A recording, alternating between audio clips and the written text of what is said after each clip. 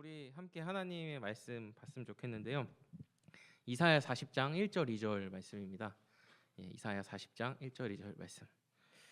네, 우리 이 앞에 보시면서 같이 한 목소리로 하나님 말씀 읽겠습니다. 너희의 하나님이 이르시되 너희는 위로하라 내 백성을 위로하라. 너희는 예루살렘의 마음에 닿도록 말하며 그것에게 외치라. 그 노역의 때가 끝났고 그 제약이 사함을 받았느니라. 그의 모든 죄로 말미암아 여호와의 손에서 벌을 받으시니라. 아멘. 제가 오늘 설교 제목 정하면서 굉장히 고민을 많이 했는데 사실은 그 수동태 위로라고 이렇게 제목을 정하고 싶었습니다. 근데 이 신학계에서 몇 년 전에 능동적 순종, 그다음에 이제 수동적 순종 이거 가지고 논쟁이 많아가지고 위로라고 했는데 오늘은 성경이 말하는 위로에 대해서 한번 바라봤으면 좋겠습니다. 아마 우리가 지난 겨울 수련회 때 이스라엘 신구약 중간사를 배웠기 때문에 그때 기억을 떠올려 보면 이스라엘 백성의 역사 중에 이 바벨론 포로기가 있었다는 사실을 좀 기억이 나실 것 같습니다. 오늘 읽은 이 말씀을 받았을 때 당시 이제 이사야 선지자가 이제 살았던 시대 말고 그 200년 뒤에 이스라엘이 바벨론이라는 제국에 의해서 망하게 됩니다. 그걸 그래도 이것 자체로도 슬픈데 망하고 포로로 이제 끌려가는 그 노예의 시기가 있었습니다. 우리나라도 이 일제 강점기 이렇게 있었는데 그때 많은 선조들이 강제 노역에 착출돼 가지고 2차 대전에 뭐 군수 공장 만드는 데 끌려가고 이 석탄 공장 같은 데 가셔서 좀 힘든 일을 많이 겪었잖아요. 그런 시기가 이스라엘 백성에게도 있었습니다. 근데 이 일이 있기 전에 200년 전에 하나님께서 구약의 이사야 선지자에게 오늘 이 예언을 해주셨습니다. 그것은 뭐냐면 앞으로 200년 2세기 뒤에 이스라엘이 바벨론 제국한테 망하게 될 거고 노예로 끌려가게 돼서 노역을 하게 될 건데 어느 시간이 지나면 하나님이 바벨론에서 이제 나오게 하고 해방될 것이라고 그것을 미리 말씀해 주고 있는 것입니다. 이사야 시대의 사람들에게 이 말씀은 멀리 있는 일이었을지도 모르지만 이 말씀의 예언이 성취돼서 자기가 지금 노예로 살고 있는 상황에 있던 바벨론 포로기에 이 이스라엘 사람들에게는 이 말씀만 읽어도 굉장한 해방감과 너무 소망과 희망이 이렇게 더 일어났을 것입니다.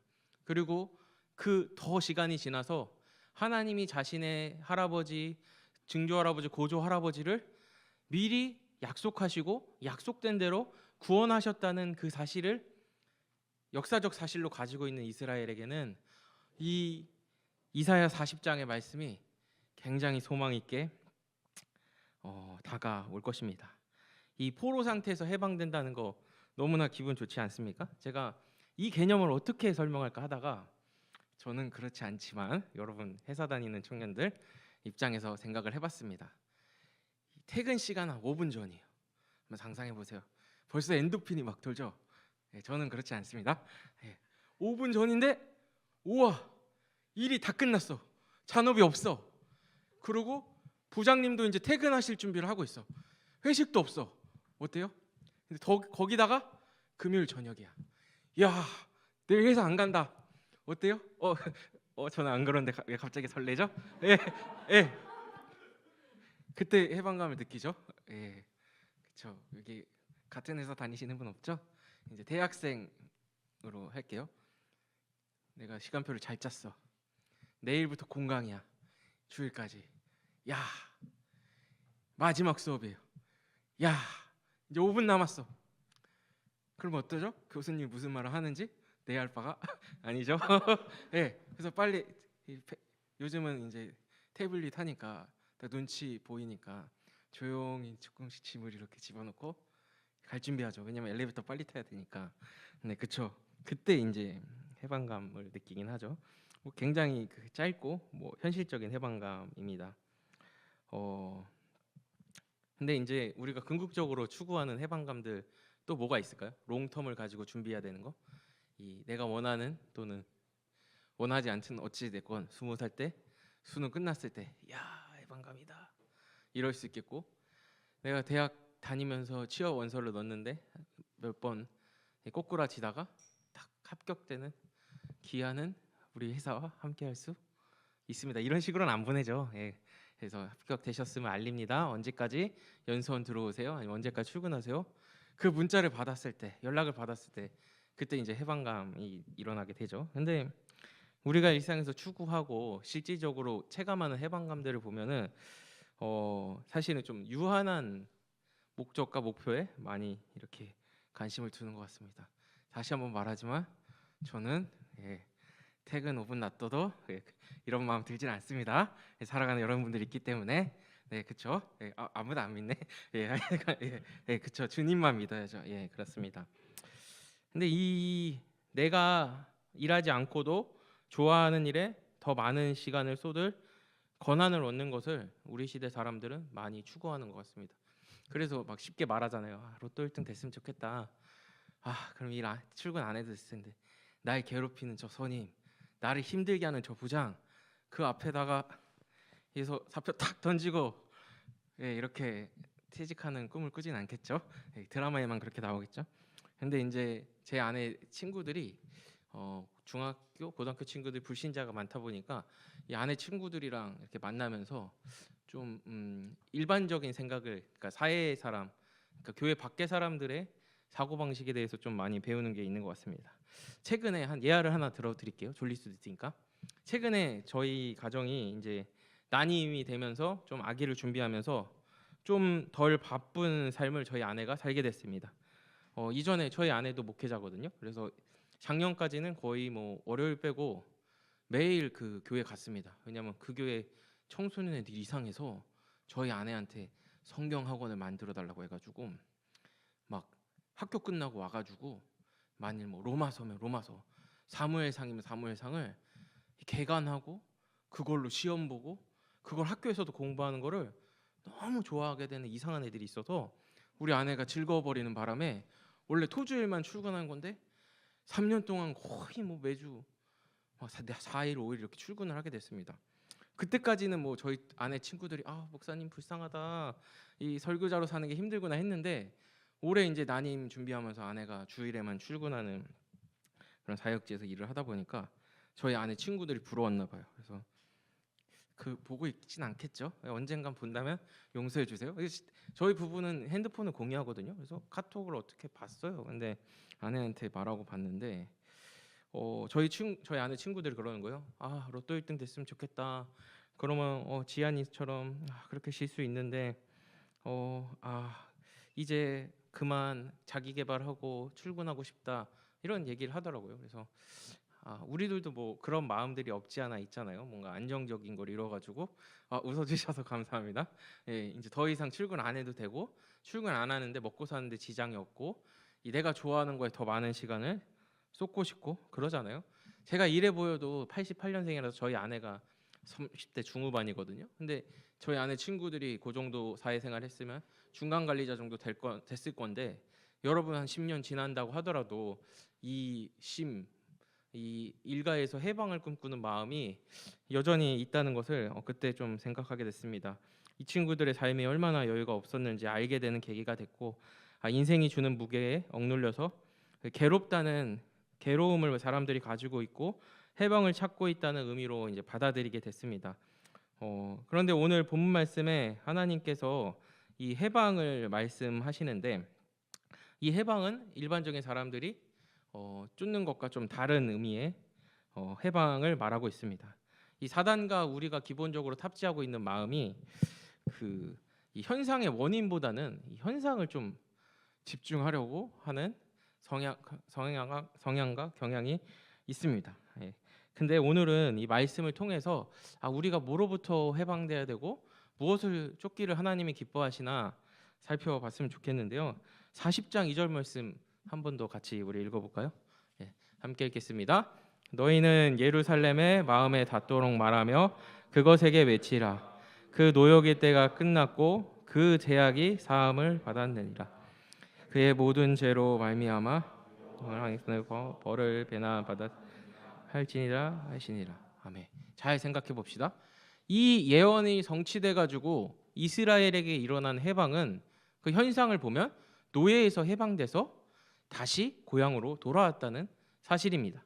그냥 고향으로 돌아온 것뿐만 아니라 바벨론에게 망할 때 유대인들이 가장 소중하게 여기던 무너진 성전을 다시 짓게 됐다는 그 사실입니다.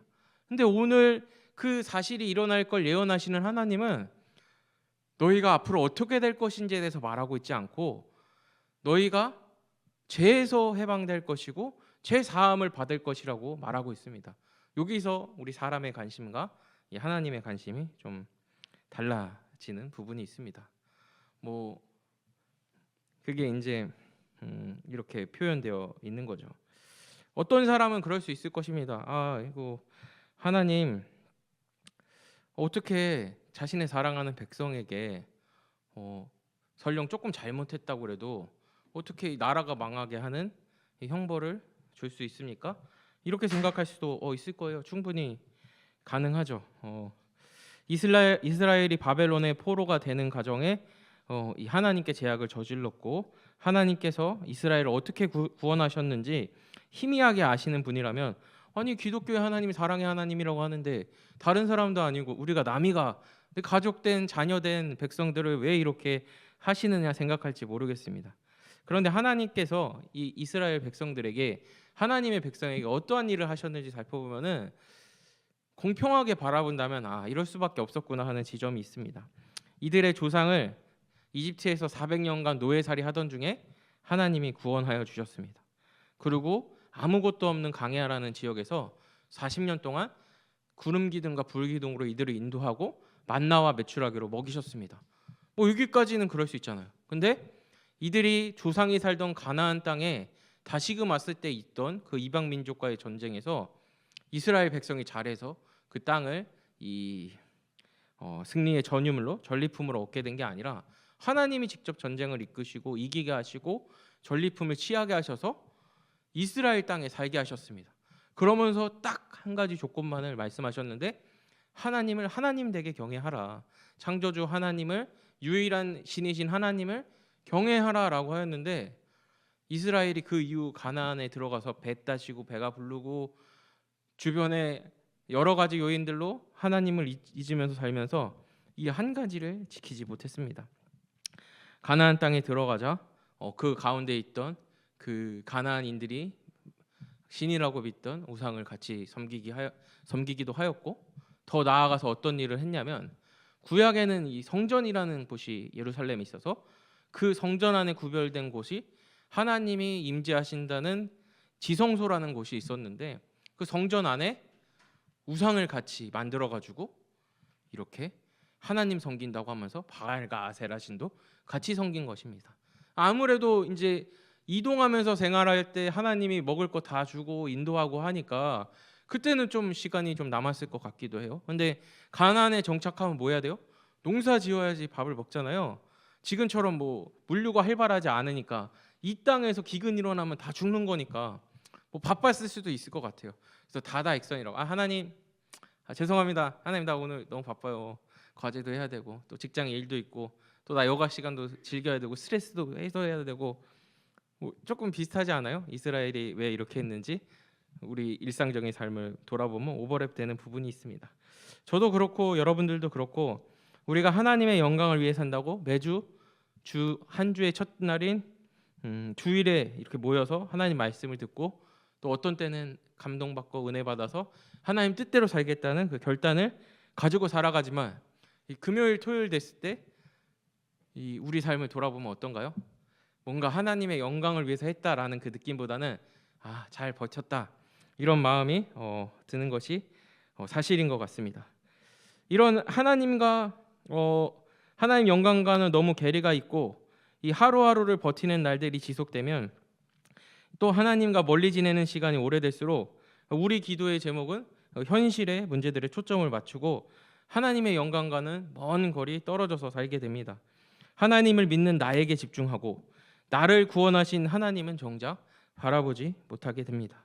더 이런 상태가 숙성되다면 영혼의 이 흉흉한, 제 차 타보시면 알겠지만 제가 가끔 이 에어컨 관리를 잘 못해가지고 이 히터를 튼다고 했는데 쾌쾌한 냄새가 나가지고 이 고생할 때가 있는데, 그 안에 뭐 물어보니까 곰팡이 같은 게 펴가지고 그런 냄새가 난다고, 한쪽만 열고 문 닫고 10분만 이렇게 틀면 괜찮아진다고 하는데, 그 곰팡이 냄새처럼 우리 안에 이제 그리스도의 향기가 아니라 이 곰팡이 냄새, 죄의 냄새가 피게 되는 것이죠. 하나님이 우리를 죄에서 자유케 하셨다는 큰 구원이 감동적으로 다가오지도 않고 크게 관심도 가져지지 않습니다. 그저 내 삶의 필요를 채워주시는 이 하나님만 바라보게 되는 거죠. 결국 한 번도 영적으로 새로 태어나지 못한 사람의 마음에는 하나님이 해주십사 하는 해방이 무엇이 될까요? 이 썩어 없어질 이 땅의 한시적인 사소한 문제들만이 그 자리를 차지하게 되는 겁니다. 하나님께서 독생자 예수님의 죽음이라는 가장 위대한 가치를 희생하시면서 제 문제를 해결하시고 나를 구원하셨는데, 이 사실은 아주 작은 가치가 되어버립니다. 더 이상 나를 뜨겁게 하지도 않고 또 더 이상 열심을 내고 싶지 않은 일이 되어버리는 것이죠. 성도도 마찬가지입니다. 하나님이 나를 어떻게 구원하셨는데를 잊고 살면 신실하신 하나님을 신뢰하지 못하니 이 딴 곳에 관심을 가지게 됩니다. 이 사단은 이 점을 파고들어서 2단, 3단, 4단에 빠지기도 합니다. 우리 2주 동안 선생님들 도와주셔가지고 캠퍼스 전도 투어 갔는데 가서 하나님이 주신 기쁨과 은혜도 있었지만 또 하나 느낀 게, 2단도 참 그 전도 열심히 하는구나, 이렇게 생각을 가지고 있었는데 2단뿐만 아니라 이번에 건대 가니까 막 이렇게 설문지 작성하는 사람들이 있는 거예요. 그래서 저는 이렇게 생각했죠. 신천지가 이 정보조사 하려고 하는구나 했는데, 다른 청년이 알려주더라고요. 목사님, 그거 신천지 아니고 이 유학생 신분으로 와서 이 하시는 분들이 이렇게 그 기부해달라고 이렇게 하시면서 신종 방법에 이 옛날 말로 국어를 하는 거다, 이렇게 알려주셨는데, 이 뭐 자기 먹고 살기 위해서 하는 사람들도 열심히 이렇게 하는구나 생각을 하게 됐는데, 요즘 학교 돌아다니다 보면, 제가 작년까지 외대 살았거든요. 오히려 이단들이 저희보다 더 이 포교하는데 열심히 있다는 걸 발견하게 됩니다. 저희 지금 안 살지만 외대 앞에 가면은 외대역에 딱 내리면 마주해주는, 반갑게 인사해주시는 분이 있어요. 딱 이렇게 양복 입고 2명 2인 1조거든요. 그래서 여호와의 증인분이 딱 먼저 이렇게 인사를 해주세요. 그럼 조금 더 건너서 이 맥도날드가 있거든요, 외대 앞에.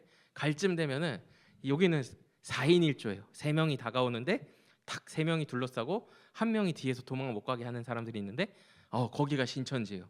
그리고 이제 외대 사거리에서 조금 더 들어가면은 이제 그때는 굉장히 화려한 외모의 자매들이 다가오는데, 그 하나님의 교회라고 여자 할머니를 하나님으로 믿는 사이비가 있는데, 큰일 났다, 이것도 또 일반 공개해야 되겠네. 어찌됐건 그분들이 이렇게 다가옵니다. 그래서 이 하나님이 없는 빈자리를 하나님이 우리 가운데 주신 종교성을 다른 곳으로 찾으려고 부단히 애씁니다.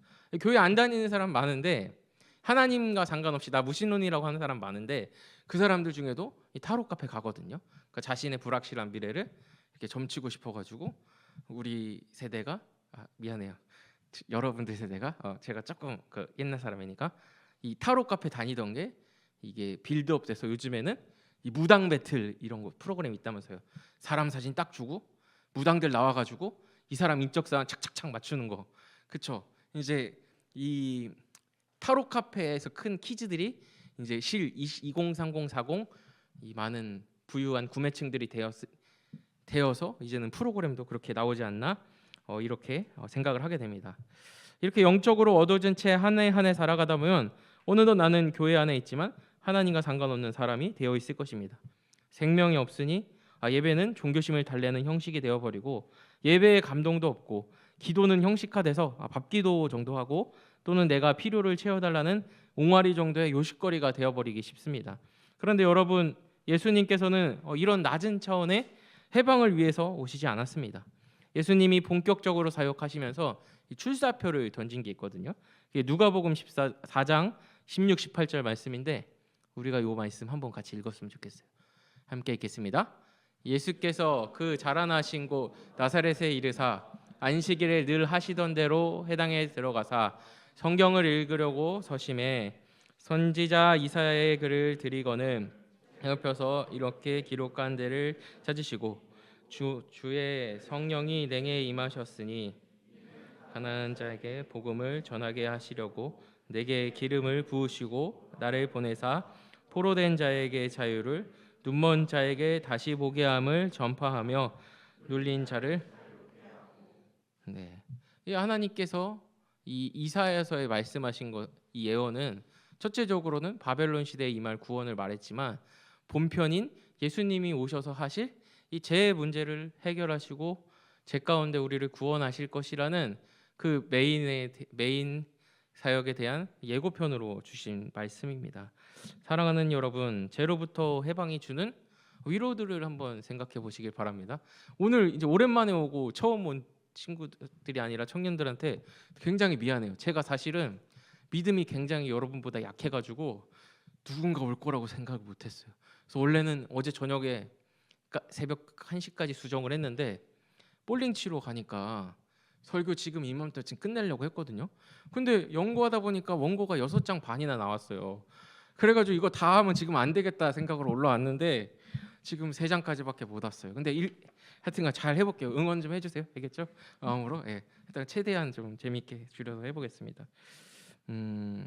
이 지금까지는 이제 세상적 일반적인 사람이 가지는 위로를 쫓는 우리의 경향성에 대해서 좀 얘기를 드렸는데 이게 이해가 되셨으면 좋겠는데 제가 잘 전하지 못한 것 같은데 그래도 저한테는 또 한편이 있거든요. 이 성령 하나님이라는 분이 개떡같이 이렇게 설교를 해도 제가 아니라 여러분들 사랑하셔서 찰떡같이 알아듣게 하시는 그런 게 있어요. 그래서 그 은혜를 의지하면서 이제 후반전 시작하도록 하겠습니다.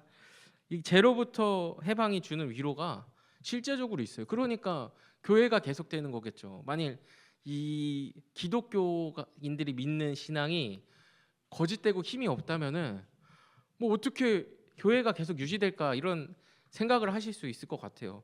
이 교회 안에서 이제 계속 자라온 저와 뭐 여기 계신 분들의 입장 또 삶을 돌아보면 어때요? 우리가 다 나이스한 사람이 아니에요. 어떤 사람한테는 굉장히 불편을 주는 존재들인데 이렇게 많은 불편한 요소들이 있음에도 불구하고 교회가 지속되고 또 안에 들어와 보면 하는 일이 무진장 많거든요. 또 우리 교회는 특히 이 하는 청년들이 사역 3개씩 막 해요. 그러면 주일날만 삭제되는 게 아니라 토요일도 기본적으로 반나절은 삭제되고 주중에도 계속 전화 오거든요. 저같이 이렇게 나쁜 사역자가 전화해서 같이 일하자고 한단 말이에요.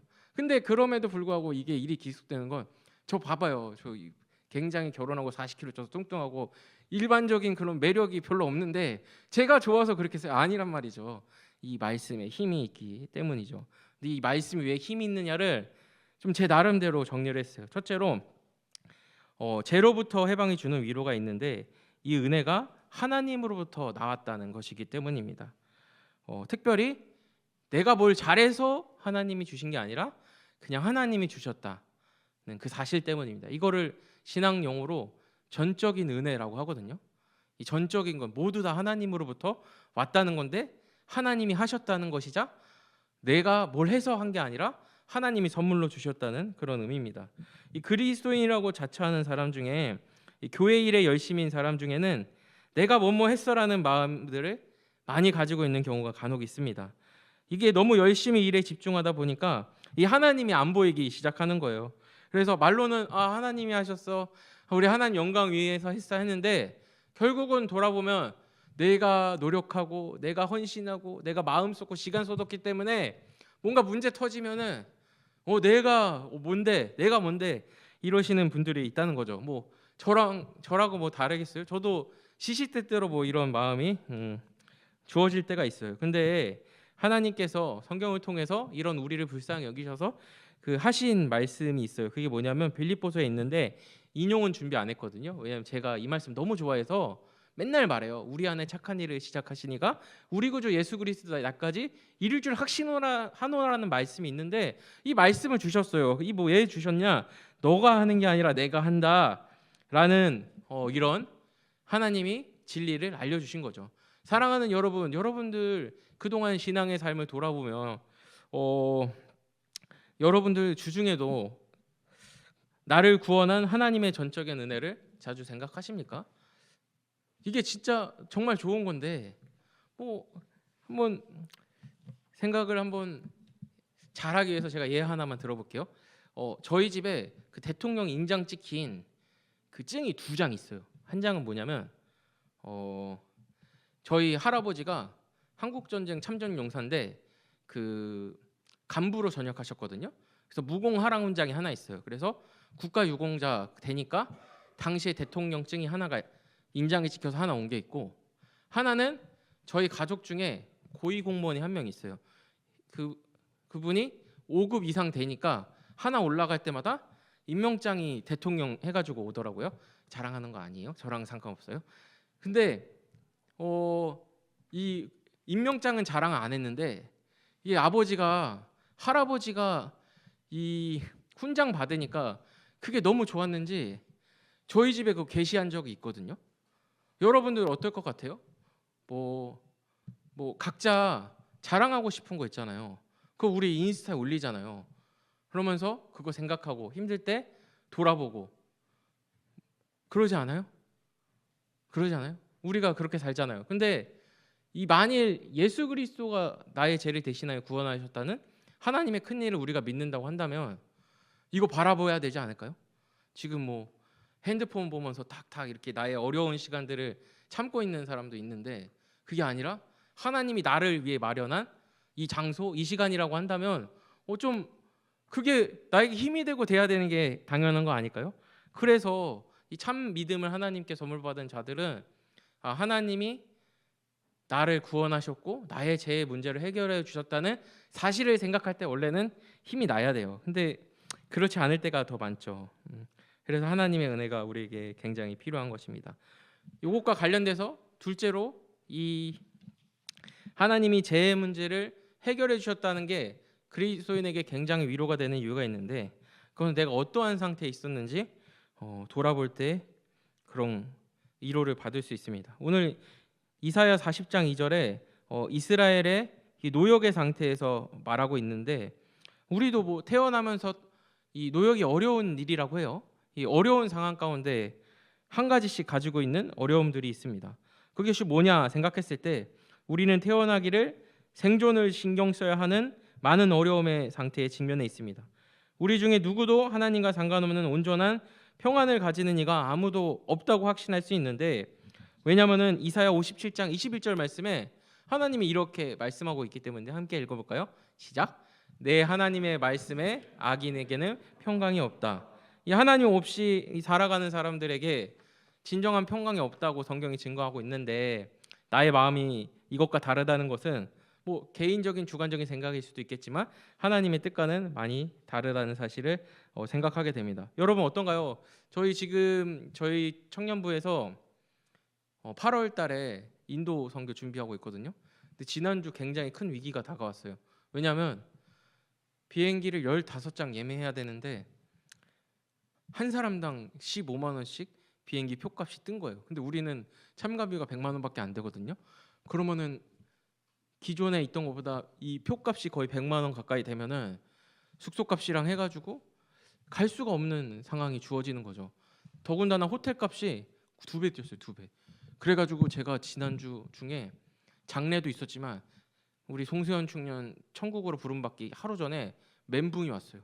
왜냐면 이제 참가자 다 받았고 모임도 4매나 했는데 와 이거 내 가진 적금 깨도 커버가 안 되는 거예요.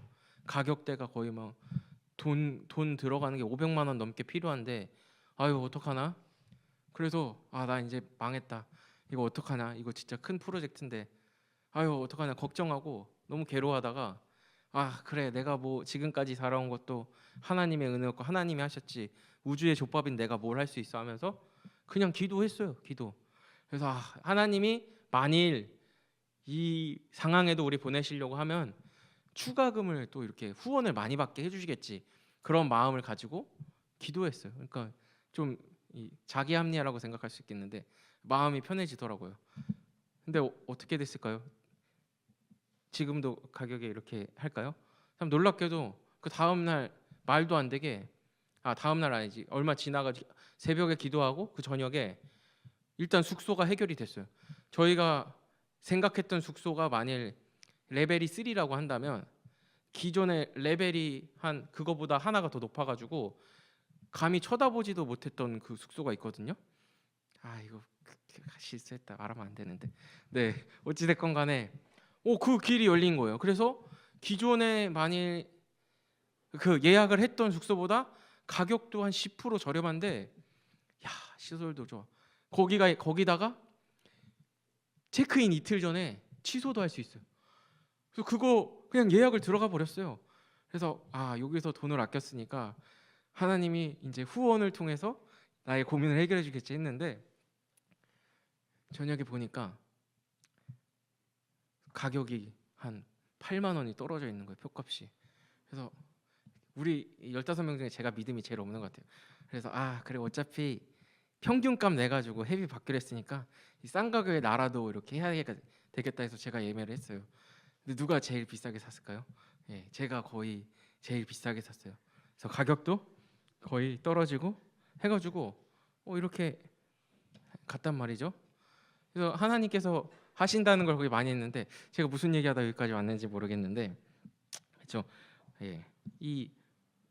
우리의 연약함을 아시는 하나님께서 이렇게 우리를 채워주시고, 또 우리가 얼마나 모자르고 얼마나 믿음 없음을 아시는 하나님께서 세워주시는 은혜들이 교회 안에 있기 때문에 오늘날에도 교회가 이어지고 있다는 그 사실을 생각하게 됩니다. 셋째로, 하나님께서 이루신 이 복음, 죄로부터의 구원이 우리에게 이루됨은 심판이 아닌 위로와 제사함을 말하고 있기 때문입니다. 우리가 뭘 잘했다고 하나님이 구원해 주셨습니까? 또 우리가 뭘 잘했다고, 뭘 더 잘할 거라고, 뭐가 하나님이 부족하다고 우리를 구원하실 거예요? 뭐 이유가 없는 거죠. 하나님 완전하신 분이고 그저 하나님의 사랑에 기인했다라고밖에 할 수 없는 건데, 이 하나님께서 너 잘못했으니까 나가 죽어 이렇게 말하는 게 아니라, 너 잘못하고 능력이 없으니까 내가 너의 영혼을 구원하고 너를 사랑하고 너를 믿기 전부터 사랑하고 너에게 복음을 들려주고 믿음을 주고 준 믿음을 지켜주고 거룩하고 성화의 삶으로 이끌어 갈 것이라는 것이 하나님의 구원이고 복음이기 때문에 기쁜 것이고 전할 가치가 있는 것이고, 저나 여러분이나 인생을 걸고 그렇게 살아가는 것이라 믿어 의심치 않습니다. 그래서 이제 빨리 끝내야 되니까, 그래서 뭐 목사님 어떻게 하라고요? 그래서 준비했습니다. 저는 저와 여러분이 하나님이 하신 일, 우리를 위해 예수님께서 십자가에 죽으신 일, 특별히 우리의 죄를 대신하여 십자가에서 다 이루시고 죽으시고 부활하신 일에 우리의 마음과 관심이 하나 되기를 바라는 간절한 소망이 있습니다. 그냥 저의 유익과 이익을 위해서 그런 게 아니라, 저는 이게 굉장히 좋다고 믿고 그 혜택을 받고 살아갔거든요. 그래서 사실 요즘 장례가 계속 있어가지고 내일 하나님이 부르시는 성도님 없으면 오랜만에 월요일에 자거든요. 그래서 지금 잠을 많이 못 자가지고 굉장히 힘든데도 오늘 지금 이 순간에 저 보람 굉장히 느끼거든요. 왜냐하면 하나님이 날 먼저 구원해 주셨고 여러분과 만나게 해주셨고 이 예배를 허락해 주셨다는 그 믿음이 있기 때문이죠. 근데 여러분들이 만약 제 개인적인 유익과 사익을 쫓는다고 하면, 여러분이 하나님 더 가까이 만나고 더 그 안에서 살아가는 게 물론 거듭난 제 영혼에 좋겠지만, 그것이 저에게 이득이 되지 않음에도 불구하고, 그러니까 현실적인 이득이 되지 않는다 할지라도 저는 그게 좋거든요. 왜냐하면 이 거저받은 은혜니까 여러분도 이 은혜를 누렸으면 좋겠고, 그 은혜를 누리는 것뿐만 아니라 같이 이 하나님의 일에 쓰임 받아서 복음을 전하는 자가 되면 좋겠고 하는 마음이 있거든요. 가끔 그러잖아요. 조금 맛집은 유명해지면 사람들 많이 갈까봐 잘 안 알려주는데, 너무 맛집은 너무 가치가 있으면은 좀 좋아하는 사람들한테 알려주고 싶잖아요. 저만 그런가요? 여러분은 그냥 다 알려주시나요? 저는 좀 그러거든요. 너무 맛집이고 너무 좋아가지고 이 좋은 것을 좀 나누고 싶은 그런 마음이 강력하게 제게 소망으로 있습니다. 이 위로를 아는 자의 삶, 하나님의 일에 같이 쓰임 받는다는 게 말은 쉽죠. 근데 이게 그 실제로 적용한다면 굉장히 어려운 일이 됩니다.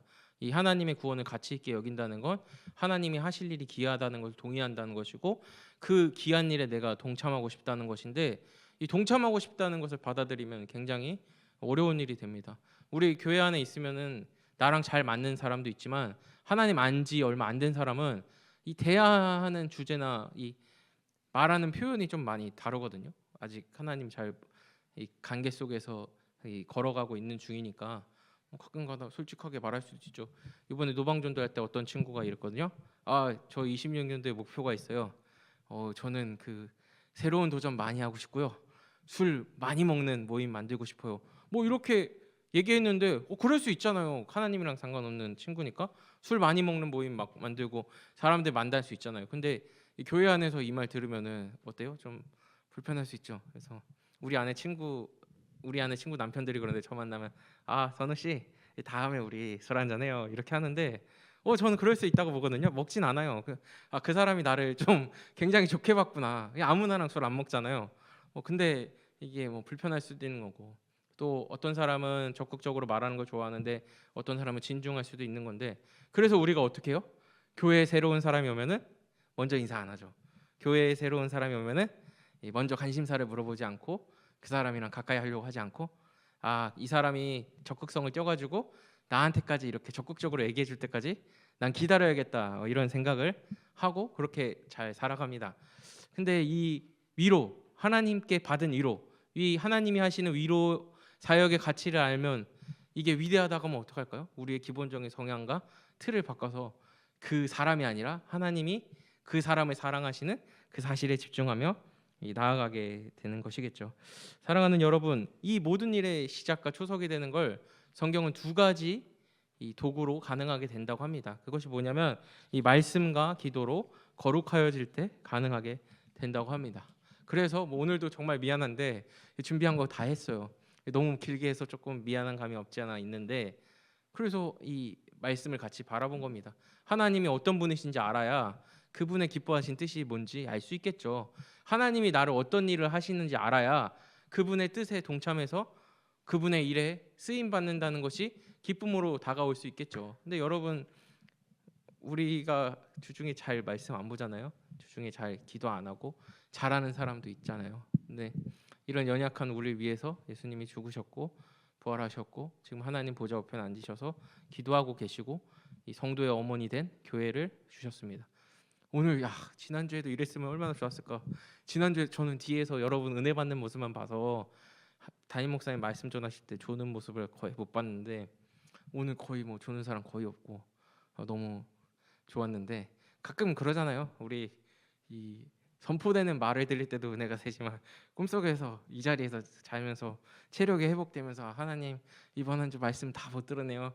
이제 한 주 동안 말씀 주십시오. 이러고 돌아갈 때도 있잖아요. 그래서 우리의 이 연약한 모습 그대로 하나님께 나아가는 이번 한 주 저와 여러분이 됐으면 좋겠고, 이 관계돼서 간곡히 실천적 적용, 오늘 처음 왔거나 오랜만에 오신 분들에게 인사 한마디씩 꼭 나는 누굽니다 하는 그런 우리 됐으면 좋겠습니다. 오랜만에 왔고 처음 청년들에게는 미안하지만 이 부르심의 자리에 순종해서 이 과도한 관심을 오늘 하루만 참아주시기를 주님의 이름으로 부탁드립니다. 기도하시겠습니다.